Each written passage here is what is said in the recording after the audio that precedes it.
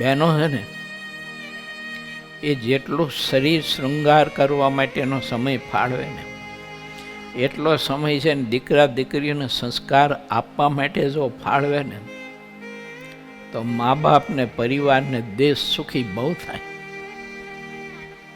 આ અડધી કલાક બધું શણગાર્યા જ કરે શરીરને, એના બદલે અડધી કલાક ને કલાક એ દીકરા દીકરીઓને સંસ્કાર સારા આપે.